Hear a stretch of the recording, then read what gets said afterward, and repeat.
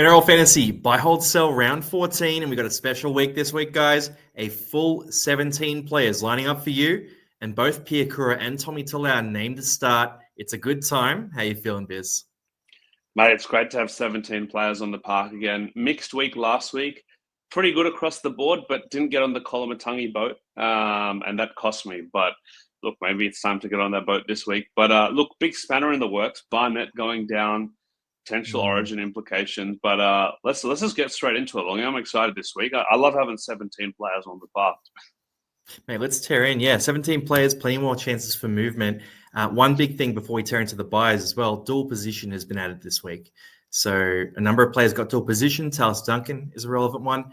A lot of players didn't, though. So Jackson Purdue, you and Aitken in particular. And I want to talk about both these guys and just explain why they didn't and what we can do about it. So you and Aitken played the 3 games, technically qualifies for dual position. Discretion was applied on this one, and they chose not to give it to him, I believe, due to the fact that he's covering injury and he isn't a center, essentially. So that was the call that was made there. For Jackson Purdue, though, I think a mistake was made here. And my thinking here is Moeni Hiroti earlier this year, he played 2 games at center and then was named for a 3rd game at center, got dual position. We've seen Jackson Purdue now in the same scenario. 2 games at 5/8 is named for his 3rd, hasn't received dual position due to not qualifying due to 3 games. My thinking is precedence has been laid. Hiroti got it. I think Purdue should get it too. And look, no pressure at all. If people are chill about it, you don't have to worry about it. But if you do want to reach out to Fantasy, I'll drop a comment below with an email you can copy and paste, and with the email you can send it to if you want to push for Purdue to get his rightful dual position. Biz, any opinions on this before we tear in? Mate, I love the rebel warrior, Longy, like campaigning for his king. You know, I love it. It's great. No, I mean, not too fast, but I mean, it's everyone has the same access to the same players, so it be what it be. I feel sorry for the people that were planning around a potential dual position. It doesn't impact me, but I'm sure it impacts a lot of people. Look, it just has to be consistent, and I don't know why in this day and age it can't be a live rolling thing every week, like rather than 3 or 4 times a year. It doesn't make sense to me, but look, the revolutionary juices aren't flowing in me yet, so I'll let that one pass. Okay, I've been watching Andor, so it's all about the revolution. So, yeah, anyway, look, I'll put that comment below, guys. If you want to send that email through, you can. Really, Biz, just trying to give everyone a constructive way to vent this so we can That's great. Make a push. Yeah, just try to keep it friendly, though, guys. The guys at Fantasy, they all love the game too. I think this one's just a mistake that we can help them correct. Now, for the buys, big buys list here. This is a juicy list. And Biz, we were chatting offline. You want all 5 of these guys. I want all 5 of these guys. We got Toby Couchman at the top spot there, absolute machine. Kolomatangi reinventing dual position, edge, middle forward. Damien Cook back to his blistering best. Then Ewan Aitken and Jaden Campbell rounding it out. Now, Couchman, Kolomatangi, I'll throw to you first for Toby Couchman. What do you think of this guy this week? Is it a must-buy here, playing in the second row? It's as close to a must-buy on this list as you can because there's no chance of Origin. Great buy schedule. 80 minutes on the edge last week. Having a guy like Couchman on the field for 80 minutes is so many opportunities there. And he made his base stats last week at the edge, 44 tackles, and as you mentioned offline, 165 meters, 5 tackle breaks. Something's poaching your stats there. But look, that's as good as it gets. I mean, he's priced at 61, and the question mark was how will he go at edge? We actually spoke about it on the show last week that, with Dylan Egan going out, could Couchman spend some time at the edge? I'd actually never seen Couchman spend time at the edge, but I thought he was dual position, so there must have been some element of he could play edge, or it's just the positions guy going crazy, but I don't know. But look, he looked good. I think second row actually offers a bit more attacking opportunity, like running at some smaller halves, which is why he probably got 5 tackle breaks. That dual position in the buys, I think, look, he's just the breakout player this year. He's the first priority on this list for me. Yep, I'll throw another number in here too. Check that reserve grade to see if he played many games in the back row there. He's had 1 game in reserve grade in the second row. In spite of that, has dual position. Just going to throw that in there. But for Toby Couchman, the numbers in reserve grade are pretty good too. So it was 1 game. He had 44 tackles, exactly the same as first grade, 125 meters instead of the 165, and a few less tackle breaks there. But a 60-point game in 80 minutes there too. So I just think Toby Couchman, if he's on the field, he's racking up points. He's a PPM guy. He is good for that 60 average there. Dual position, covers both major bye rounds. This one's straightforward. I think this is a case of tear your team apart to get these guys. And I'm going to include Koloamatangi in that too. If you don't have Couchman and Koloamatangi, you do what you need to do to get both of them. Now, that could include selling some players who are on our hold list later as well. But I think you need to have both these guys on your side. And I'm going to share some pros. Biz, I know you have a couple of concerns here too. So we'll talk about it all. But for Koloamatangi, just a machine when he plays in the middle. The minutes are insane here. Like, he's playing 70 to 80 minutes every week at prop. He is playing maximum intensity through the middle. The defensive work rate is there. The attacking work rate is off the charts. And he's scoring tries here as well. So we're seeing him play endurant footy, stay out there, keep doing the work, but also play explosive footy. Now, for mine, 736K, covers both major bye rounds, hopefully, and is dual position. You have to get him, and even with the risk, I just think he is too high upside to ignore, so you jump on Koloamatangi. Yeah, look, I love Koloamatangi, and the only reason I didn't get him last week was because we had 13 players. I didn't really feel like I felt that I wanted to sit out any of the guys in my starting 13. Big mistake, scored 85 points, looked amazing. The problem is what's changed from last week is that now Barnett's gone down, and it's not a concern for me yet because I don't think New South Wales will pick him. But how can you not pick a guy like that after that performance? After how he's played Origin before, he is a like for Barnett in terms of he's a mid now that covers edge as well.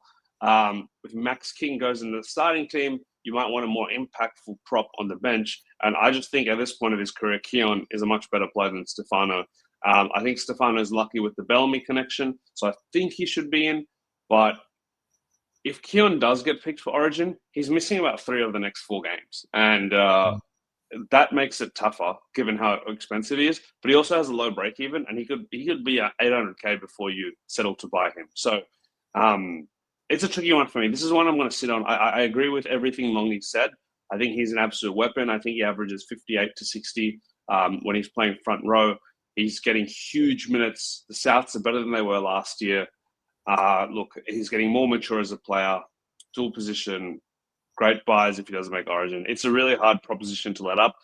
And he could easily score another 70, 80 this week. And if you don't get him, it's a bad look.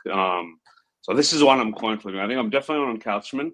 Koloamatangi is one I want to be thinking about all week. I know Longy, you're huge on him, so you're not going to be even worrying too much. But I just can't bring him in, and then he has a huge performance again this week and makes Origin. But I think it's unlikely, so I'm leaning on the side of probably get him, as I don't want to miss another 80 score. Yeah, I've only thrown out, I think it's 3 or 4 must-haves this year. Koloamatangi was one of them.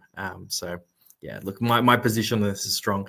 But, yeah, you're right. There is a bit of risk that he makes Origin. I think the other one to mention, Jake Trbojevic, he comes back this week. He'll play. There's a chance that he just steps into that role. Because you think of what Mitch Barnett offers to the team. He's not that bulldozing front rower. He's more that defensive presence, aggressive, brings the heat. I think Jake Trbojevic offers that similar role. I actually think Atoa Kamanu was more of a Haas backup because he's more of a straight line runner and sort of fits that, not to Haas's level, right, but fits that role a bit better. So I think Gerbo's a decent chance. And for that reason, obviously, we'll talk about Jazz later, but Jazz Tevaga is a hold this week if you can, because every chance, Gerbo gets into that Origin side. Now, let's keep tearing through here. Couchman, Koloamatangi, they're the machines here. Then we got some guys who are fun options as well. Damien Cook was on the pod list last week. Look, Biz, you were excited about Cook last week, and I'll let you talk more about Cook, but I do want to throw a few stats out there. When the Dragons win this year, Cook averages 75 minutes. When they lose, he averages 55 minutes. That correlation is really, really strong.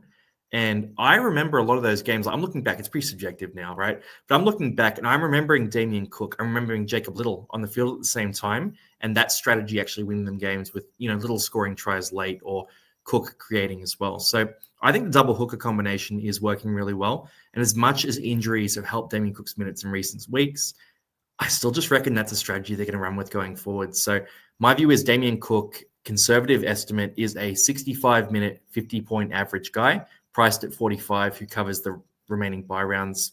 Red hot option, right? Yeah, I think the fact that there's no real good hooker options for 15 and 18 otherwise, especially 15, make Cook really interesting. I think with Cookie, I agree. they just play better when he's in a big minute role, and he's still fit enough. 70 odd plus 70, 75 minutes last 2 weeks. The thing is, someone in the Dragons pack gets injured every week. It's like a rule out. So I don't think anyone knows what the true minutes distribution looks like when everyone's healthy. Because I cannot remember a single Dragons game in the last month or two where someone hasn't gone down after 20 minutes. Sewer, Egan, Couchman. Even Stewart There's had always that a HIA. HIA. HIA. Gula goes down. Like, they're always someone. And so who really knows? I think with Cook, if he gets 70, 75 minutes again this week, I'm definitely getting on next week for round 15. But the main reason I want Cookie is for round 15. So I'm happy to sit on him this week and cop a 40, 50K price rise and pay more for him next week. So I can see why you'd buy him this week for sure, because if he gets 75 minutes, he's going to get a big score again. But I'm willing to wait a week just in case. But there's probably going to be another Dragons forward pack injury this week anyway, and he'll play 75 minutes, and we won't get any closer to the truth. So yeah. I feel like this week, Biz, you're on the conservative train, taking it easy. I'm just like full steam ahead. Let's buy all these guys. I could buy 4 of these 5 if I had the funds. Yeah. Like when I'm playing negatives on some of them, but I love all 5 of them, to be frank. Yeah. So I can't have them all, but I wish. But yeah. Yeah. So I guess I'm impatient. I used 1 trade last week, right? So I used none. I didn't trade last week, so I'm. So you want to tear in at this point?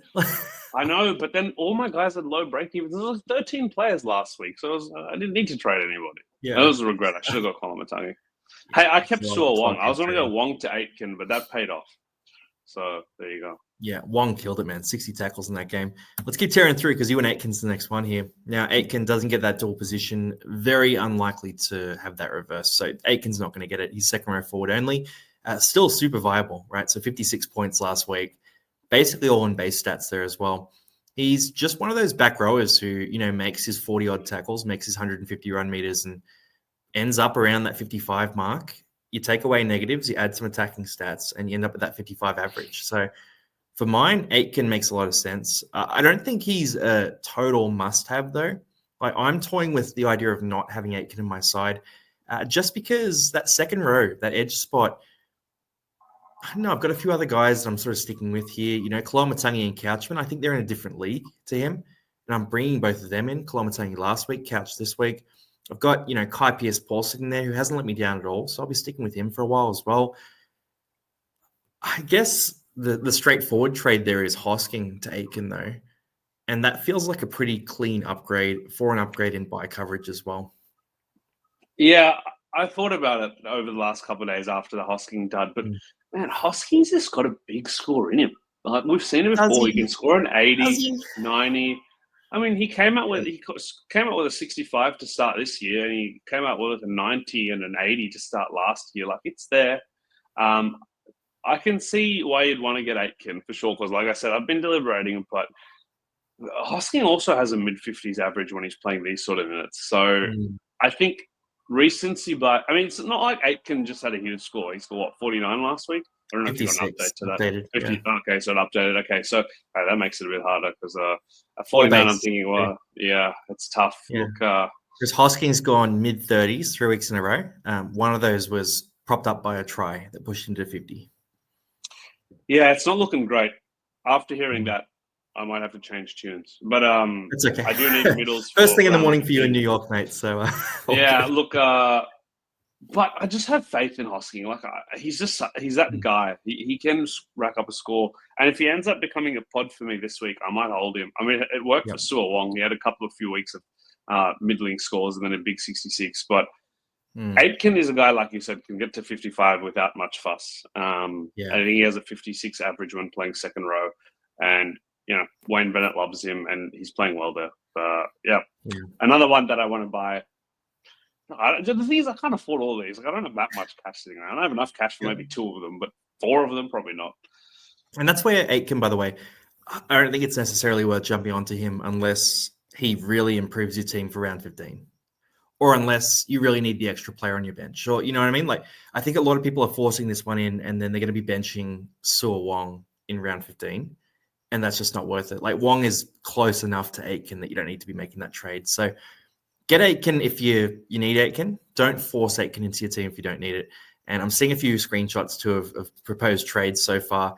They're swapping Hosking to Aitken, and it's leaving them with 6 trades left for the year. Like, in that scenario, maybe don't make trades like that and just sort of take it easy a bit.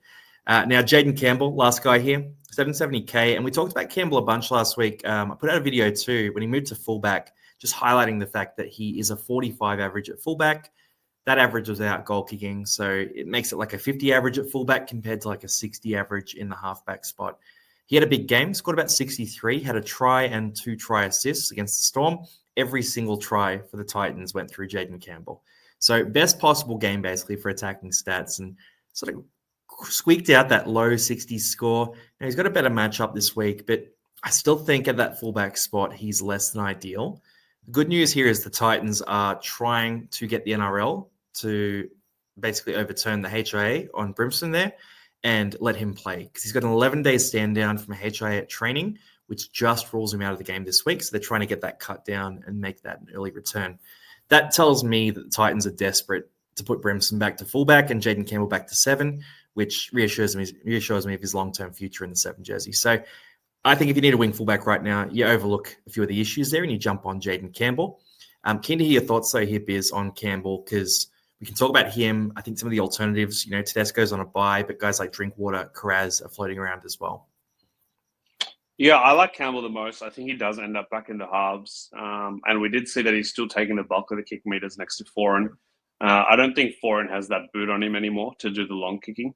But Weaver is a different prospect. Weaver likes to kick it around a bit. I think Weaver did the bulk of the kicking last week, 280 meters versus Jaden Campbell, I think, kicked for 120 odd. I like Jaden Campbell, probably not this week, because I just want to wait and see that he does go back to half. But if he's back in the half next week and he's he's got a decent bye schedule left, I think he'd be in my team, because I do think he ends the year as the best wing fullback if he stays in that spot. Yeah, I agree. But if you can do something like for my team, for example, I've got Tamale and Cobbo there, right? And then Turbo not playing. And I look at that and I go, all right, well, Cobbo plays the Titans first. And then Tamale, I can't remember the Raiders matchup, but I believe it's pretty positive too. So I'll just run a loophole and hope that Cobbo scores a few tries. If he doesn't, it's Raiders versus Rabbits. Rabbits, there we go, yeah. So great matchup for the Edge. So I look at that and I just go, you know what? I'm not going to rush that trade through. I'll keep running this loophole and we'll see what happens. I've left Aaron Clark there too, by the way, just because he keeps pumping out massive scores. So he gets taken off this screen as soon as he goes under 60 points, which just doesn't happen. But for the other options there, Drinkwater, I think is an interesting one. Had that 62 last week in a game where he scored a try off a scrum, had that long range break as well. A lot of ad-lib footy, led to some big attacking plays from him. I'm still worried about that new spine configuration and how he goes without Clifford, because they were some big attacking plays that were a bit more ad-lib, a bit more off the cuff. I'm worried that structurally without Clifford, he's just not getting the ball that sort of supports him having big fantasy scores consistently.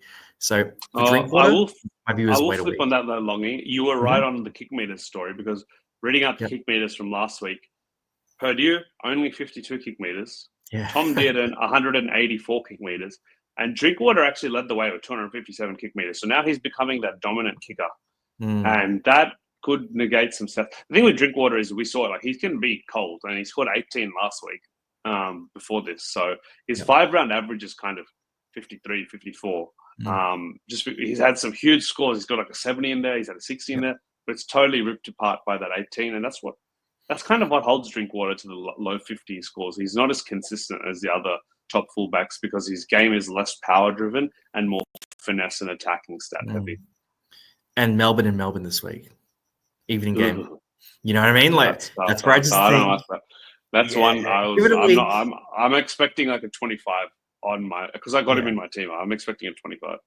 Yeah, and I'm, as a non-owner, I'm happy to wait a week, right? And just go, you know what? I want to see this configuration. If he gets a lot of good ball, even if the score's not good, if he's getting a lot of good ball and the combinations look good, I'll probably jump on next week. I might consider that. Maybe Tedesco instead. I probably like Tedesco more than I like Drink. But yeah, Campbell's the safest one right now of the ones that are playing. I think Tedesco, if he was playing this week, he might be the top wing fullback buy instead. But Drinkwater, give it a week if you don't have him. If you do have him, you obviously hold on to him as well. Now, some fun pods to tear into. We got Big Josh Curran, dual position. Talis Duncan, dual position. Luciano in the forwards there as well, edge spot. Your boy Reece Walsh, I'll let you have him for sure. And then Lachlan Galvin moving to the Dogs on the extended bench. Now, Josh Curran's up first. Curran pumped out a massive score in their last game. I think it was something like 64 tackles or something like that. Had about 80 points in fantasy. 634K is a reasonable price for him. The issue is that Preston comes back next week. Curran goes back into the prop rotation where his average drops down to more like a 45, which is around what he's priced at. But then you have the upside of the fact that Max King makes Origin.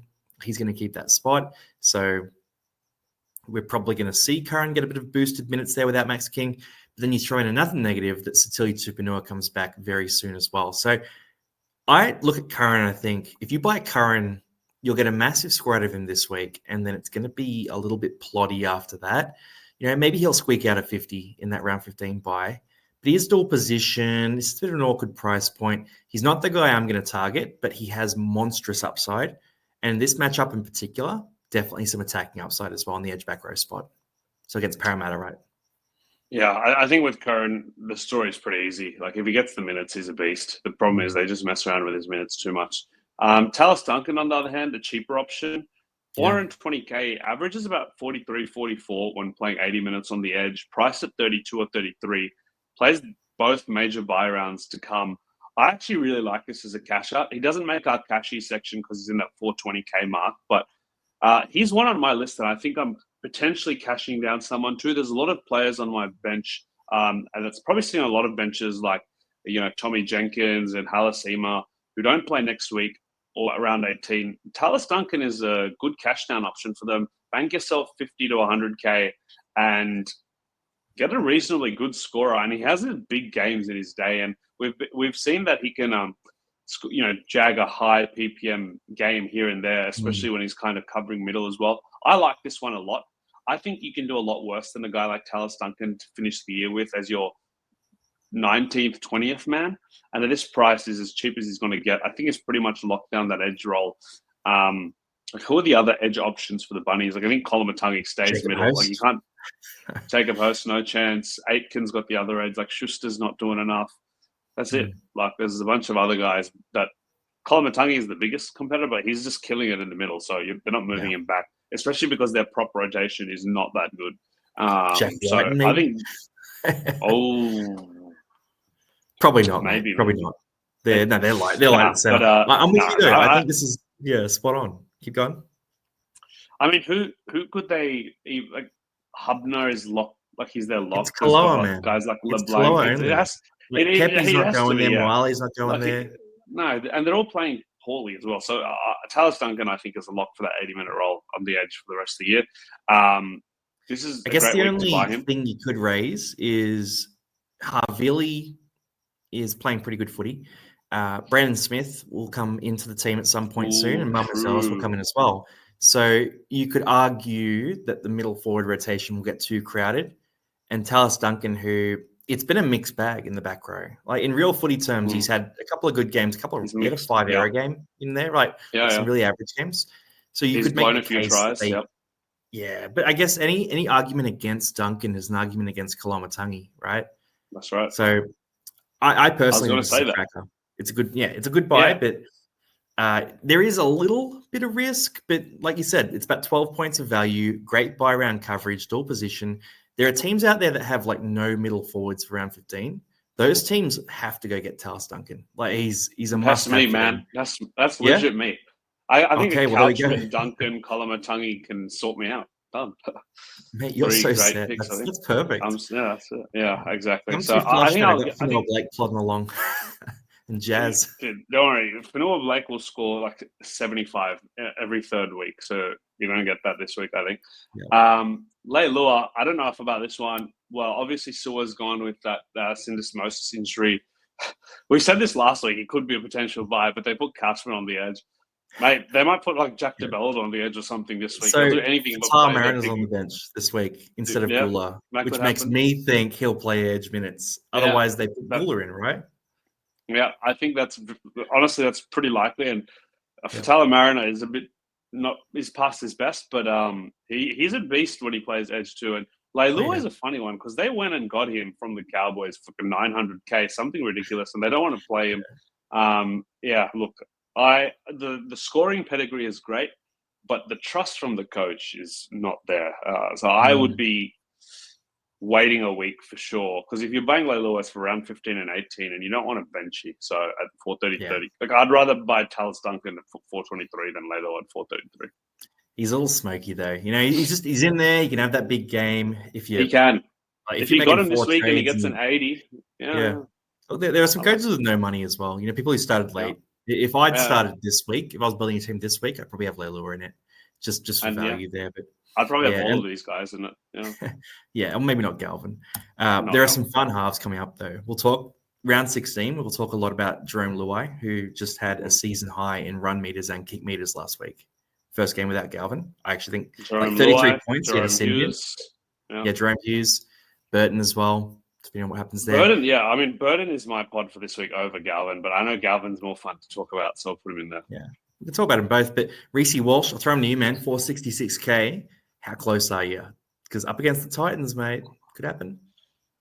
Look, he misses round 15, or I'd buy him, actually. I think I'll buy him in round 16. Look, if I can buy Turbo, I can buy Walsh. And I've already bought him before at 430K. I'll do it again. I think Ezra Mam at 6 makes a big difference to him, because Mam plays very different to Hunt. Mam connects with Walsh a lot, which just wasn't happening with Hunt. And they need him. They need a spark from him. Because I don't know, they've been losing a lot since he left the team. They won that one game when Walsh he got injured for the first time, and everyone was like, they're better without Walsh. They have not won since. So Walsh is, people hate on Walsh because he can be a polarizing guy, but he is a beast. He's like 22, 23. He can't tackle what not many great scoring players can. But he kicks well, he runs well, he's got great ball playing ability. I think at 466K, he plays round 18. If he's your 4th or 5th fullback to end the year, like, you could do a lot worse, right? So he's not playing next week, so I'll wait this week, and then he'll have one more week of rest. I think I'm picking him up in round 16 for sure. It's a 42-point break even this week. The one thing I'll flag there, because everything you've said is spot on, but he is in the Origin picture to a degree. Yep. So Queensland got absolutely pumped. Pong has been not great this year. Walsh hasn't been at his best either. We know what they're both capable of, though, right? But if Walsh comes out in this game and absolutely kills it, and Ponga is a bit hobbled, there's a bit of chat about an ankle, just isn't great in his game, there is a small chance that Walsh takes that Origin spot. And there's definitely a chance he takes it in game 3 if Ponga's average again, because Walsh is the future of that fullback spot for Queensland. So I think there's big risk to Origin here, but I think there's a big chance that he's a machine. And this Titans game in particular, this is why he's on the pods list. The Titans can leak a few points, and Reece Walsh can be a part of running up a score. So, like you said, Ezra Mam's back. The recipe's pretty good. The Broncos need him. Jesse Arthur's last week at fullback, he tried very hard. He works hard. I like him, but he's not a fullback, right? And Selwyn Cobbo lost the job to Jesse Arthurs. So they really don't have that next fullback. They need Reece Walsh to do it, and I think he is going to step up this week. Then Lachlan Galvin's the last one here, and we'll talk Galvin, we'll talk Burton, we'll talk the whole situation here. But Galvin joins the Bulldogs as of this week. He has celebrated the move by getting an absolute shocker of a haircut. But here I am talking about haircuts when I've got nothing on top. Now, why do you think I think good on him.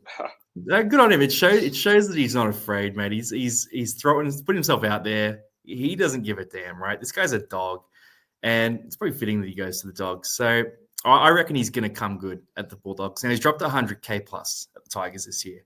So already on last year's performance, we're seeing about 100K of value there. You then throw in the fact that he's moving to the Dogs for a table-topping side and playing next to Matt Burton, Toby Sexton, depending on what they choose to do there, both of which aren't completely dominant halves and will leave room for him to be a very important playmaker for the team. So I could see this working out really well, and I could see Galvin potentially being an option we're all talking about next week. Now, this week he's named on the extended bench. They're playing the last game of the round. It's a massive Easter Monday game up against Parramatta, who probably hate him a bit right now. I don't know if they're going to bring him in for this game, but I'd love for them to do it, and I think he'll want to play. I just think he's got that in him. So I'm watching Galvin very closely, and if he really throws it to Parramatta this week, and really, even if he comes off the bench, if he just comes on, plays hard, he's a guy who's going to be on the radar for a lot of coaches next week. Yeah, I mean, it'll be an absolute cauldron to come into because I think Para fans have joined the Tigers fans and they hate Lachlan Galvin. I mean, Yeah. I am annoyed. Look, it's such an entitlement, right? Like, you're pissed at the guy just because he didn't join your team because he supported the team when he was young. Like, that's pretty high level of entitlement. I'll say, me too. I'm pissed. Our group chat longy was all like, "Oh, screw Galvin. We didn't want him anyway." But of course we did. He's a beast. He's a young. He's probably the best young half in the game right now. And look, I think he's great for the Dogs. I think the Dogs made a great pickup with Galvin. Everyone's talking about character issues, but he's still a beat. Ignore the game. Half the NRL has character issues, right? But Lachlan Galvin's a beast. I'm more interested in Burden myself. I think that the Bulldogs attack goes to another level, which means more attacking stats for Burden, more goals. He'll lose some kick meters, but I think they'll still split pretty heavily because Burden's got such a lovely long punt, long bomb that he'll still kick a lot. So he'll lose a few points there, but get a few more in other attacking stats. And I think Burden's priced so cheaply right now, and he plays both the major buys. So I really like Burden this week, and Galvin's more of a wait and see for me, but Galvin's more interesting for sure. Would you still like Burton if he moved to fullback?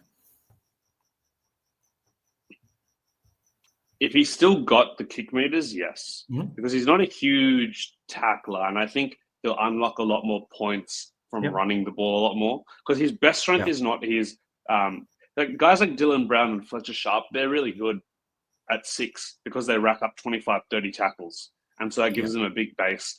But Burden and co, even Jaden Campbell per se, they don't rack up those stats, but they get a lot more attacking stats like offloads and line breaks and tries at fullback, which I think more than negates it. So I'm fine with Burden at fullback if he still kicks the ball a lot. Yeah, he'll goal kick as well. I need to see it. I mean, the wing fullback duel would be really interesting as well. But I personally reckon if he goes to fullback, he won't kick heaps. He'll do some long kicking. So I guess the meters will be there, but I doubt he'd be, running in those attacking kicks. Anyway, I think that whole situation is a wait and see this week. And, they played the last game of the round, so we're not going to know exactly what's going to happen there. Then the Cheapies, and the Cheapies is very interesting this week. So you'll notice the third option there is a collection of players. But I'll just run through the list here. Nathan Lawson at the Dragons, centre eligible only, playing on the wing at the moment, but won't get that DPP till round 21 at best. Latu Fainu is on the bench this week for the Tigers. We'll talk about him as well. We've got Loco Pacifici Tonga, Jesse Colquhoun, Lipboy Hotboy, and Ben Takura, all in one collection there as cash out middle forwards between 245k and about 260k. So I want to talk about all of them together. They've all got problems. They've all got a bit of upside as well. Then Sukar and Sasangi, the edge back row, and Sasangi center, dual position, options down the bottom there. Now, Lawson's up first. I'll throw some numbers at you, Biz, and I want to know, on a scale of 1 to 10, how excited you are about this guy. So, ex-Rugby Sevens player, mid-20s, so a bit more mature, has come straight into the team, has beaten out Tyrell Sloan for a spot. And I know I said I'd throw some numbers, so here they are. 180 meters and 7 tackle breaks last week. 38 points with only the line breakers as attacking stats. Look, it's an interesting one. I'd say 5 out of 10. Only because I know you probably wanted a better reaction from me, but that's right. Look, I think he has a 35 average in reserve, so pretty much smack bang on. The thing for me is just a cheapie is a guy that if you bring him in to play around 15 and 18, what is the guarantee Sloan doesn't come back? What is the guarantee Christian Tabualu? They've got a bunch of these guys like Corey Allen or whatnot. All hovering around, all can chop and change with one bad performance. I love the thought of cashing down to him. I'd love to move a Tommy Jenkins down to him and pocket 200k. But imagine doing that and he's not there next week. He'd be spewing. So I would be happy to wait one more week and pay 270, 280 for him. But I think there's some people who need the cash and or don't even need the extra wing fullback for round 15. Then you know what? It's not the worst punt. I think he's the type of guy that hopefully he played really well last week, has another good game this week, and then he can just run away and make the spot his own because he's highly rated. He's got the Dolphins this week, who are a weaker matchup. When I say weaker matchup, the Dolphins are playing well, but they're not the best defensive team, and they can leak a few points just like the Titans.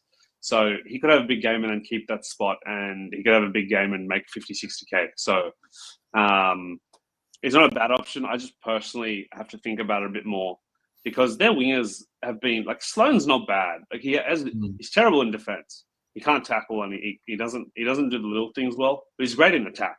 He scores a lot of tries. So I don't actually know enough about Lawson to decide is he any better in that aspect of the game because I don't think he's going to beat Sloan in the offensive side of the ball. Yeah. So he must be a better defender or doing those little things. So he's I need tougher to actually with the ball in hand as well. Like rucking it out, making meters. They need a bit of that as well. So yeah, I'll just throw it at you too. Corey Allen hamstring round 17 is the news there. So it's really only Tyrell Sloan coming back. I would say for Lawson, you're probably wanting some confirmation that he's going to keep that spot for a bit longer. But of this list, I think he's the best scorer on this list. Like that's how I see this. I think the Dragons, they feed their wingers as well. But there's just been so many guys. Like remember Sione Finau earlier this year as well? I was just going to talk. I was literally going to ask you, who was the guy who scored 4 tries in the trial again? Yeah. Matt Feeney is back in round 20. Like, there's a lot of guys. There's a lot of guys, yeah. Yeah, the more I think about it, the messier it is, though. This is why we do this episode. Look, it could be an upside play, though. So, guys, we'll share news as we get it. But if you need that center if he makes 100, 150K before those guys come back, then it's not a bad shout, regardless. Yeah, look, cash out if you need it. Only if you need the center for round 15, though. Don't do it if you don't. Latu Finu's up next, 258K, and he's in the opposite scenario. So named on the bench this week, which is a downside. Not a great fantasy scorer, so 32 average in reserve grade. Not a dominant half there. But 258K, and he is the guy at the Tigers. So whenever anyone was talking about, Galvin potentially leaving, their answer was, Latu Finu is just as talented and is less of a, whatever you want to call Galvin there. So I'm just telling you what Tigers fans kept saying to me, man. But Latu Finu, I've heard good things about him, man. So I think he comes on. I'm sort of learning not to read into the reserve grade stats too much. I think his role will be pretty good here. I think he'll run the ball a ton. We saw him play against Parramatta in the Spoon Bowl last year, and he pumped out 50 points. Now, that was a high-scoring game, and he grabbed a try. But at 258K, I think you just lock in a guy who's probably going to be a contributor. The risk is the injuries are pretty common. Like, he's just come back from a thumb injury. He's had hamstring issues as well. So I'm a little frightened about that. And the fact that they're bringing him back from the bench doesn't show a ton of faith to me. Yeah, I think it's around 16 buy after their buy. I think you just catch down to him. The buys are almost done at that point, and you can use that money. Like you said before, I think Luai is a much more interesting proposition come round 16 because next to Fainu, I think he'll dominate. I think Fainu is a lot less confident a kid as compared to Galvin, so he'll probably do less playmaking. So it's better for Luai, who is at a great price right now.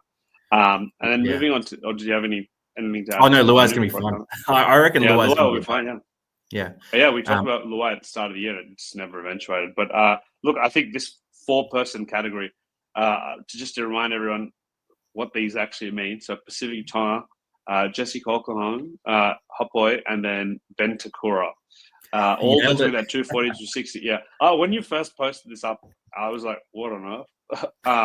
But look, I think I can run through them. Like, I'll start with Pacific Tonga. Look, scored a try last week. Congratulations, mate. First try in NRL. 39 points, but 22 minutes, and that's with Sua going down after 20 minutes. You can't do it. Like, he's not going to score a try every week. His minutes don't go up when there's major injuries in the pack. Until he's earned that 30, 40-minute role, I just, it's not worth it to me. He's probably going to go to 230K based on the minutes he's playing at some point. So it's a pass for me. I mean, I'll let you talk about Colquhoun, but... just quickly on Pacific Tonga, I did look at the reserve grade stats as well, because if they were good, I would have been hyping this, but they're like 25 in 30 minutes as well. So he just isn't getting that role. Whereas Colquhoun, talk about him, his reserve grade numbers at prop are a 40 average in about 53 minutes. So he can play that bigger role. He's played in the second row as well, been effective, and his average at lock is like 60, but it's across 4 games. He has like 3 tries. Like, it's pretty ridiculous. So Colquhoun has shown that he can play a role in reserve grade. They've got a bench right now that has Hamlin-Uele, Talakai, and Atkinson. So there are minutes on offer here, and you're either betting that all the minutes are going to be absorbed by Adam Fanua-Blake and Cam McInnes, and they're going to go on an absolute tear. I hope for that as an AFB owner. Or Colquhoun is going to be a meaningful contributor off the bench. I think there's a decent chance that he is a contributor. The issue with him, though, is we talk about Pacific Tonga, we talk about Hot Boy. They play both major buys. Colquhoun only plays one. So you really need to be sure this is going to work if you're going to buy him. Look, his stats for this year coming off the bench aren't great. 29 minutes, 23 minutes, 38 minutes, 22 minutes for an average of 15. I just don't think they use him that much, even when he is on the bench. So I'll be skipping. But I'll let you take the next one too, just because you were kind of talking about him a couple of weeks ago. Yeah, so Hot Boy is interesting. Covers both major buy rounds. I like him a lot as a player. I really like him as a player. Like, when I watch him play, I mean, I like all 4 of these guys actually as players. But Hot Boy, he embodies a lot of the things the Dogs really pride themselves on. Like, he's a real sort of dog. He's not afraid of getting down and dirty. He grabbed that try as well, which is pretty great. I just don't see him getting consistent enough minutes. So as much as Max King is an origin, Tupanua is coming back. Sam Hughes isn't even making the team right now as well. I think he will eventually squeak back in. And I think there's a big chance out of this group, the biggest chance, that Hot Boy is not a contributor for you in round 18. So I think he's a skip. And then it takes us to Ben Takura as the last guy here. He's a big man, Biz. Do you want a piece of this large slice of man, or are you letting this one go? Look, 21 minutes last week, 17 points. Another guy that's just going to stay at 250K, doesn't play next week. And last week was with Payne Haas and Carrigan backing up. So if he's only playing 20 minutes when they're backing up and they're not getting their usual minutes in, then what chance does he really have, So I'm staying away from Ben Takura. I think that's an easy one. Like, he hasn't unlocked that potential yet. There will be a time in fantasy when he's a red-hot buy. That time is not now. So skip. One thing I'll shout out here, though, is Carrigan back to lock. So there are some prop minutes opening up. I'll shout out Jay as well on Discord. He's part of the Gun Society, but he mentioned to me Corey Jensen as well. Sort of spurred that thought. 400K. If some Broncos players aren't backing up in round 16, or if there's an injury or something like that, Corey Jensen will shoot into consideration as well. But until then, probably not on the radar just yet.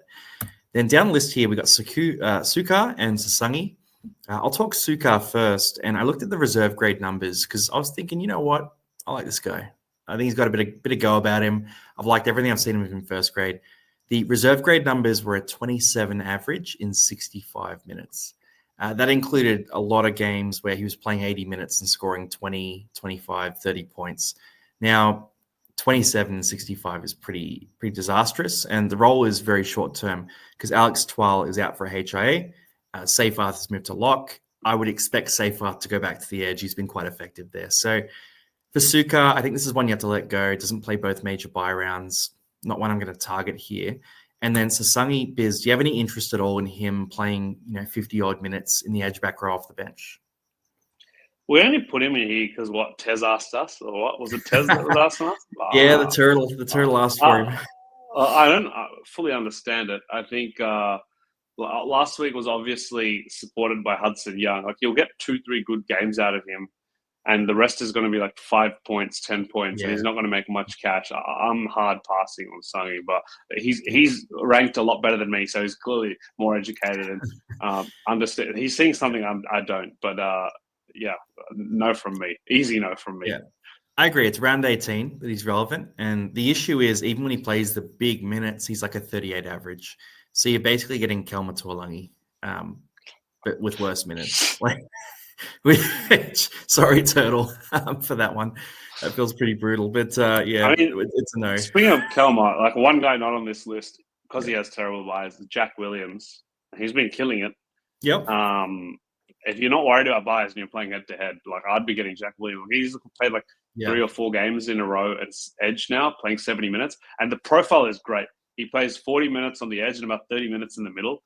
and he's Yeah. racking up 55, 60, 65 points, and he's running off Mitchell Moses. And what I love to see was Moses was hitting him running holes a lot. He's gone into that Cartwright role from days gone, and look, totally irrelevant for this week because he misses 15 and 18. But for the head-to-head players, get Jack Williams. 7 tackle breaks last week too. Just totally beefy. I think he had, from memory, 44 tackles and 1 miss as well. So you're absolutely spot on there, Biz. If we're talking head-to-head as well, James Fisher-Harris is the other one. So Barnett's out for a while. Fisher-Harris pumped out, I think it was like 56 in 57 minutes. He's a PPM guy. If he plays 55 minutes, he average 55. He's 550K. So if you're head-to-head, you've got to get Fisher-Harris. And I think Jack Williams is a fun pod as well. Now, the holds and sells is pretty fluid this week. I think there are scenarios where you could justify selling any of the holds and holding any of the sells, but we're going to talk about each guy. So again, don't get too caught up with which section they're in. Really listen to the information and make your own call on these guys. Payne Haas is the first one, and he's 930K. He dropped about 40K last week. It was a game where he played 58 minutes but scored 43 points, which is very un-Payne Haas-like. He was backing up from Origin very shortly after. He was carrying an injury into Origin, and he was playing minutes at the end when the game was over. Like, it was well over, and Madge just left him out there, which I found kind of bizarre. Now we're hearing all this talk that, the Broncos team, they don't like Madge's hard coaching style. They obviously weren't a fan of Kevy's more relaxed coaching style. I don't think they want to be coached, but there's problems there in Brisbane, and I wouldn't accuse Payne Haas of being at the center of any problems. I think that guy trains, right? But there is this rumor going around that he wants out as well. His agent has come out and said it's not true. Basically, all of this to say there's a mess in Brisbane right now. Now, in this kind of scenario, you either see teams really solidify and sort of step up, or you see them fall apart. I personally am enough of a believer in Payne Haas and the talent of this roster to say that I'm going to 100% give Haas this week and see what he does. Now, if he comes out and he looks gassed again, I might consider selling next week. But I think there's no reason to sell him this week. You may cop a bit of a cash loss because his break-even's like 95 points, but cash, I don't think it's as important as a prime Payne Haas in your starting 17. Mate, there's only one guy the Broncos can look to resurrect their season, and that is Lord Piacora. So Madge, if you're watching this, he is done. the answer. Look, let's be real. Like, Haas is by no means to me a sell. And I think there's 2 facts that really contributed to this thought. Like you said, 58 minutes, coming off a brutal Origin game, coming off a quad injury where he wasn't even sure he was going to play Origin. They still put him out for 58 minutes in a losing cause with garbage time. That is enough for me to say. And then the other fact is this year, half these rounds, you only need 13 players. So you can just hold him even if he sucks. You don't have to worry about the cash because you're never going to trade him. So it's not like, and let me just quickly read out his last 4 scores previous to this 45. 70, 70, 88, 97, 73, 5 scores. There you go. So his lowest score in the 5 rounds before this was 70. It's just no point. Are you captaining Haas this week? Is that what I'm hearing? No, They met Cleary against Tigers. Terrell May versus the Panthers. I think I'm sticking with Terrell May. Just like the least variability, always good. Yep. Minutes no are always offloads last there. week. Does that worry you at all? Yeah. No, absolutely not. I think with the opportunity to make Origin again this week, with Barnett going down, he could just go whoop. So let's see. Laurie Daly doesn't want him offloading, right? He wants him. Yeah, Laurie Daly just wants him to just look, no, it doesn't worry me in the slightest. But I think Payne Haas is for sure a hold because even last week I could have easily got away with not playing Payne Haas. I had a bunch of decent middles like Corey Horsburgh on the bench just sitting there. So definite hold for me. Same going on to Tarpanay. Look, saved by a try last week. It was an 8-point try. It just fell on a kick. Lower minutes, 43 minutes. But I think that's a flash in the pan. Look, Tarpanay's always been this guy. He's going to have lower games because he's not a consistent minutes player. But then his average always ends up in the high 50s because he has these big games where he's scoring 75, 80. Yes, he doesn't play next week, but he plays round 18. He has no origin issues being a Kiwi. I think you just keep him through the bye schedule. And, plus, he's pretty much a keeper for the rest of the year anyway. Even Payne Haas had a 45-point game, right? The only one that's not prone to a bad game is probably Terrell May. And I think I've seen him. I think he did score 50 once this year. So I'd be keeping Tapane as an owner. I'm not even thinking about selling him. I'm getting asked a lot about selling Tapane. That's why I've included him here. I was pretty surprised because he had that one-off game, but I'm with you there. The minutes will come back. He's their best forward. Horsburgh might make Origin as well, so that puts even more pressure on Tapane to take some more minutes there. It's pretty straightforward here. Then Zach Hosking is up next, and we talked about Hosking a bit before. At the start of the round, I had sold Hosking within a second of lockout opening. I was just so off him after watching that Raiders game. The frustration for me is pretty emotional. It's not really that logical, but I'm gonna share it anyway because half of fantasy is about that. I was watching him play on the edge and just wasn't seeing him get any ball, coming onto the ball with that intent that we've seen from Hosking before. Just a couple of off games in a row here. And then we saw Sasangi go to that edge and score a try and nearly score another try. And that's Simi Sasangi who's outplaying him. I was already burning a bit when we saw Matty Nicholson racking up tries on that edge. So I'm just sort of seeing this edge that's feeding back rowers tries, and I'm seeing Hosking not looking like himself in that spot. So I'm a bit worried here. I think they're architecting ways to give him a rest as well. Like they're desperate to give Hosking a rest whenever they can. And it doesn't seem like the inverse is ever true, where he's getting the 80 minutes when he probably shouldn't there. So I've got serious worries about Hosking. I'm probably going to recommend holding him one more week and just giving him that last chance. But if you have a trade that makes sense and you can get onto some of the guys that we talked about at the start, I'm not going to stop you from doing it. Yeah, look, it's not great. And I said this 2 weeks ago when we ended the bye schedule. He's got a hard cap at 68 minutes. That's just the number that Ricky just says, okay, I'm done. Off you go. It's so strange to me. I think round 12 he played 75 minutes, but I honestly don't really understand this minutes cap. What's really the difference between 70 minutes and 80 minutes, right? Just play the guy out. Just let him score a few more fantasy points. Yeah, let the boys be boys, But look, I'm not trading him. I think, even this year, he's priced at 43. I'm just looking at his stats now. When he's playing 70 minutes in the second row, he's averaging 49. 2 bad games isn't the best, but he's got the Rabbits this week. And then even in 2024, when he was starting edge, his first 2 games of the year, 69 into 93.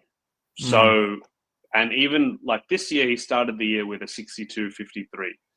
So I'm not too concerned about Hosking here. All edges have the potential for lower games. If he stinks it up again, I know you made some good cases against him, but maybe emotionally, I'm on the other side of you. I just bought him, so I don't want to sell him. I already made that mistake with David Fafita and things like that. So are you worried all though, looking at the team change, because they've gone Josh Papali'i to start because of the big milestone game, Horsburgh to lock, and then Smithies is on the bench. And last week, Hosking was only saved by the fact that he moved to lock and ate up, or prop, or whatever it was, and ate up some minutes. And now they're going to put even more pressure on those middle minutes because Smithies is coming on. There's a chance that Hosking plays that 68-minute cap as a thing of the past, and he plays 70 minutes.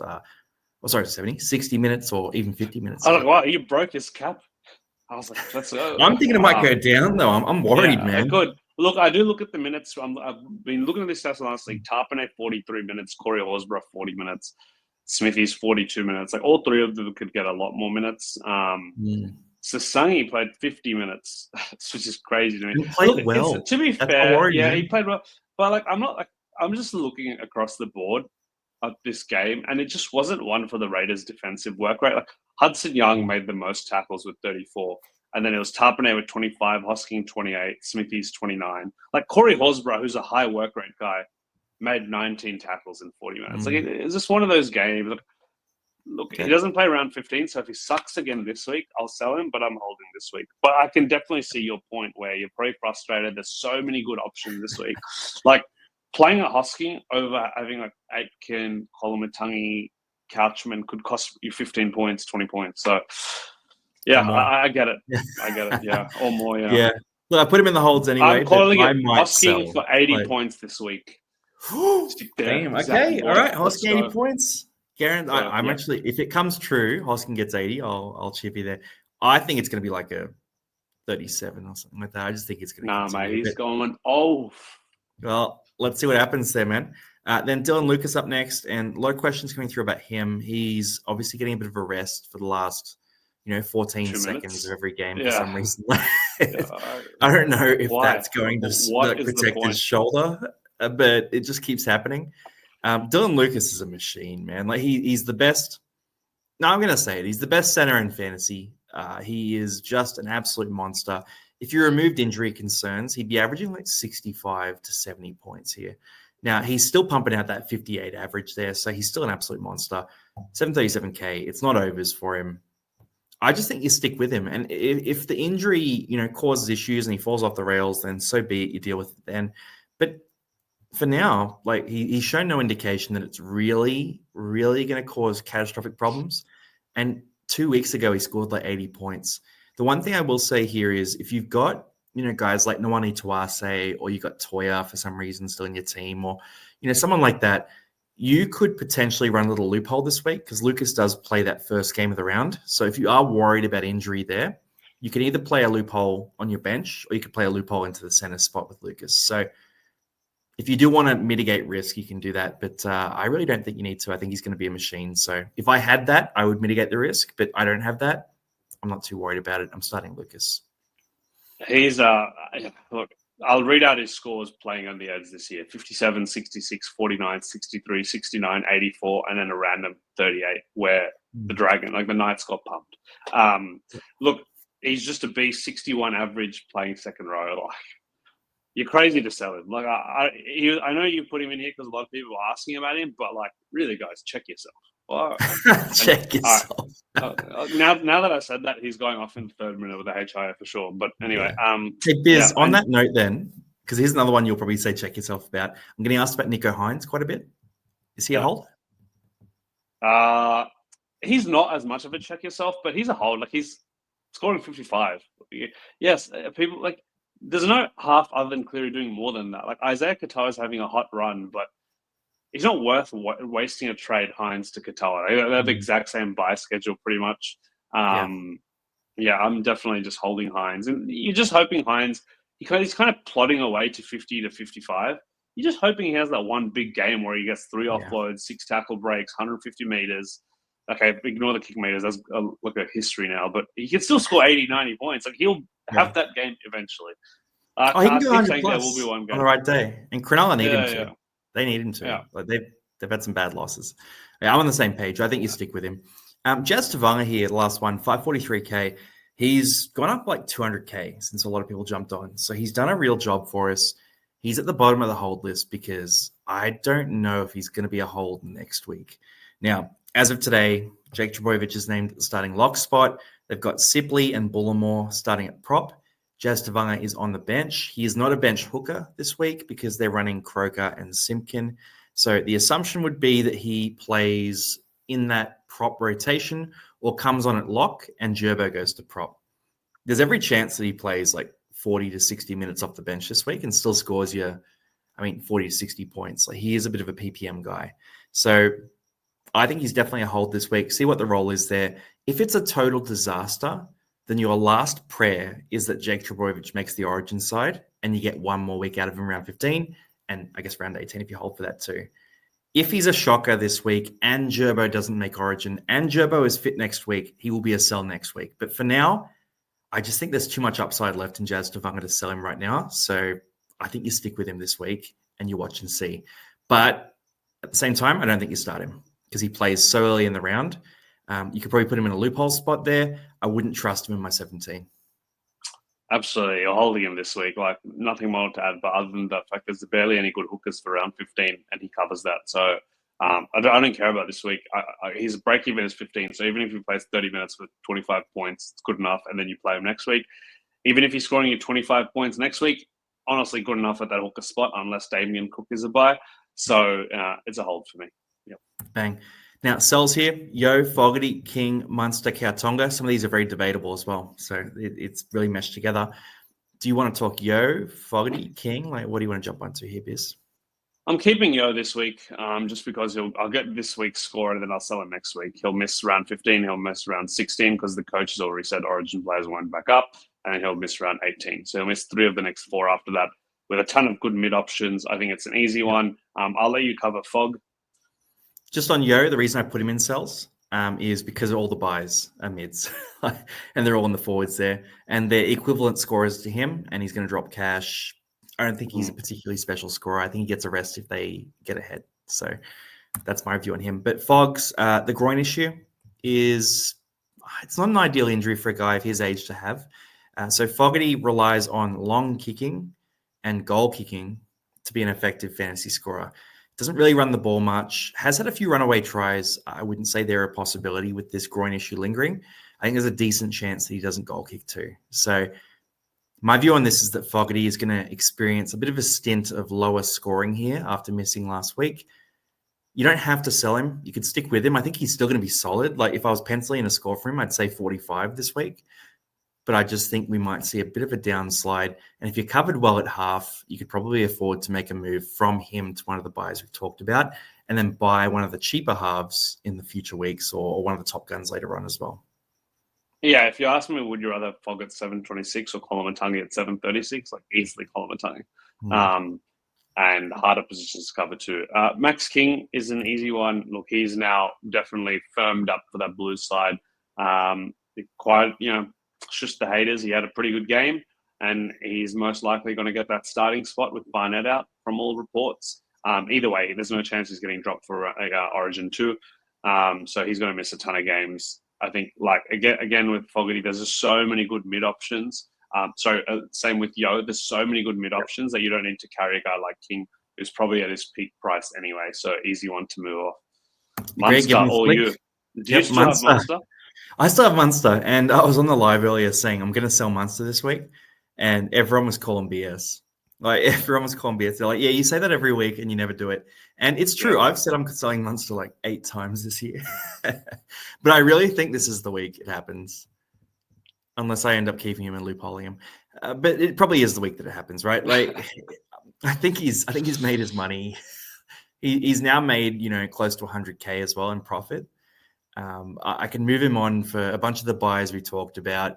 We're playing 17 players this week. I've got a pretty good, set of halves here with Nathan Cleary, Nico Hines, Hugo Savala, and then Jackson Purdue's dual position, which we hope we can get for him. But there's other guys I want to buy at the half spot as well, around 16. So I just think this one's a pretty easy sell. But at the same time, he could pop off this week. If you want to hold him for another week and sell him next week, I don't mind that too.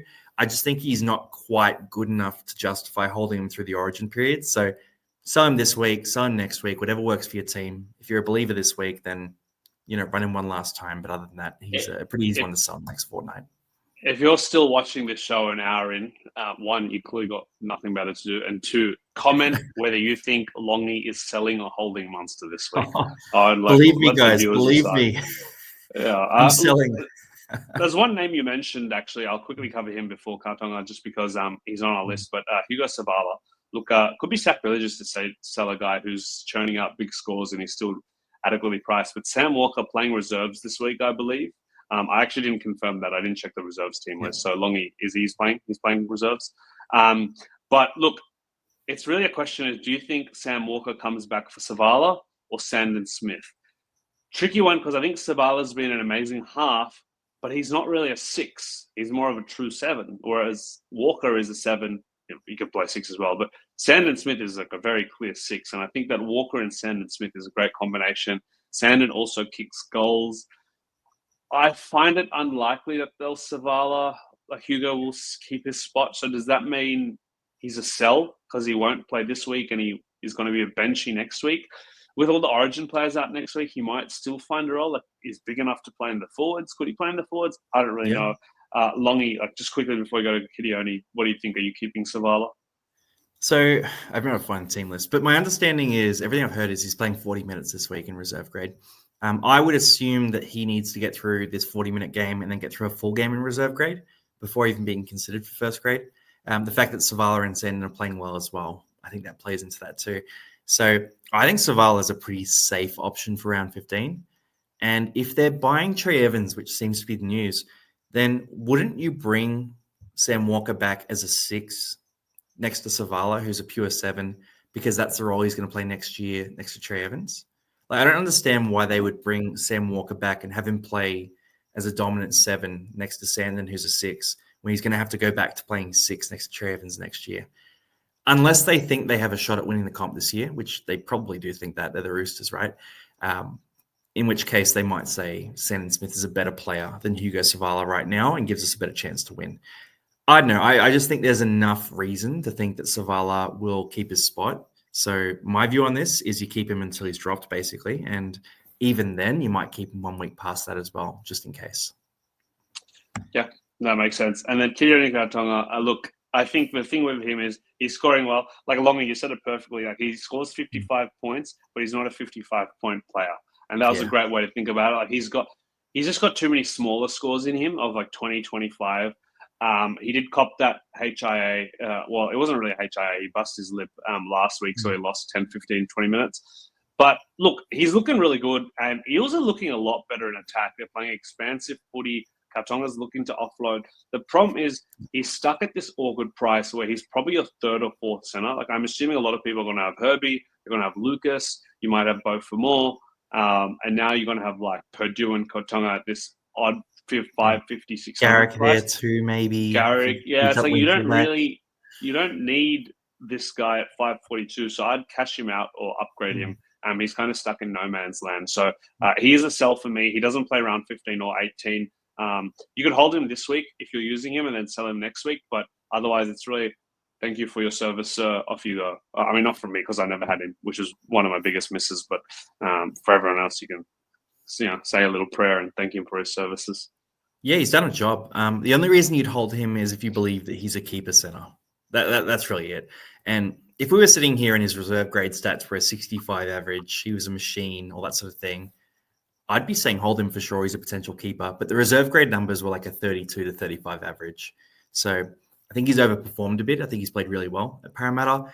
But I think, like you said, we're going to see more and more of these lower score games. So you can move him on pretty comfortably. Now, that is buy, hold, sell. Done and dusted, guys. Pretty juicy video this week. I'm jumping on the Couchmanator 100%. So I can go Cam Munster to Toby Couchman in one trade.